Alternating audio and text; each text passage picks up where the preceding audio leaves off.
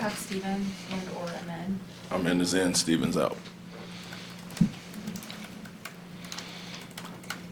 What are some challenges that this Utah Jazz team presents? Obviously, they've had a couple different looks all season with the injuries that they've had. They got a young squad that's taking advantage of opportunity. So as you saw last time we played them, a lot of guys in and out of lineups, but some of the vets that are missing, young guys make up for that with effort and playing hard. And as always, this time of year, guys are playing for something, their futures, whatever the case may be. And so, Kessler dominated us on the glass. They dominated us in transition, points in the paint, all those areas last time. So have to come with a much better, much more concerted effort to win those numbers. I think you're at 36.5% of all misses are your own off, getting your own rebound. You had about a 12 to 15 game stretch where you're at 40%. What do you think the threshold is? What do you think the maximum number for a season a team could get offensive rebounding? Well, I mean, we have really good guys that do it. Obviously, Steven's one of the best. Amin, Tari, Jabari has improved in that area. So we have some guys that naturally do it well, something we obviously emphasize. Not sure what the overall number would be, but we'd like to make more shots as well and not have as many opportunities. But we do emphasize it. It's our first layer of transition defense is attacking the glass, and an area we really improved this year, obviously, and our goal was to be number one and right up there. How was Will as an assistant? Will's been great the whole time I've known him. We go way further than that. But started in the video room when I was a player, was player development and video coordinator when I was a coach, and then obviously took my spot on the bench when I left San Antonio, and then I got in Boston. So I've seen this progression from day one, and sharp from day one. Knew the basketball IQ and the competitiveness was all there. And then obviously having him in Boston that year with me was great.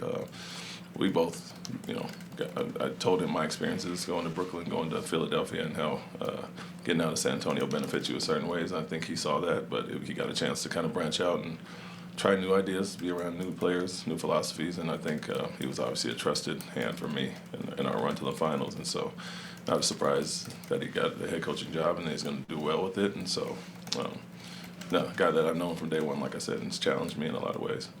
Does he deserve any credit for wearing you down early on to using zone?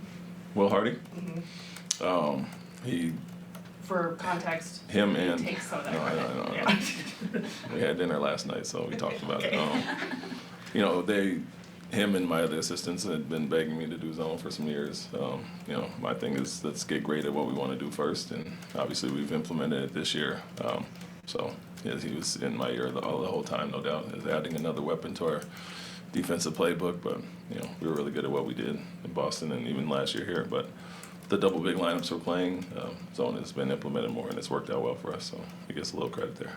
I guess kind of following off that, how important is it to have coaches that the assistant coaches that come with their own ideas and can challenge maybe the thinking? Yeah, it's big. I think you want coaches that aspire to be head coaches first and foremost. I think even myself coming in with Pop, with Brett Brown and Bud, who had been there for a long time, I brought some new, fresh, different ideas and was never scared of Pop, so I challenged him as well. And so, it's a great thing to have all those ideas. And like I said, all the guys I have now, as well as Will and Damon Stoudemire and those guys I had in Boston, all aspired to be head coaches, all came from kind of different backgrounds and had their own ideas, which you're seeing in front of you now.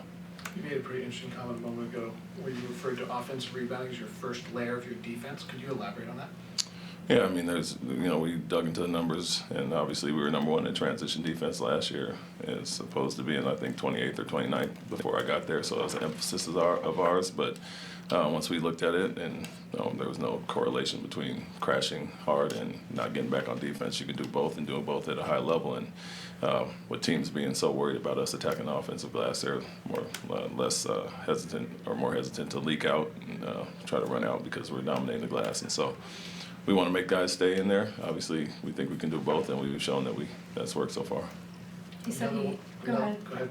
He said he got some black eyes from playing pickup with you. Can you confirm or deny that? And I don't think so. Maybe one, but accidental, of course. Another unique one you guys are doing is I think you're third best at denying the three and 12th best at denying the rim. There aren't many teams that have been able to do both very well. How are you able to do it? Yeah, I mean, I think our rim numbers were even better last year, and we took away the three at a high level, so we'd like to get that back up. But, the first thing with us is switching a lot of actions and keeping teams in front of us, and then, obviously we'll take away the three-point shot, but make teams beat us one-on-one. Even if they get to the rim, we have bodies in front of them, and the less traditional things with some of our bigs not being traditional rim protectors, we can take them off ball and switch those actions. So all the things that we saw hurt us previous years before I got here, we wanted to obviously improve in those areas, and we have, and a lot of different schematic things we do with that, but switching is at the forefront. Thanks, Coach. Thank you.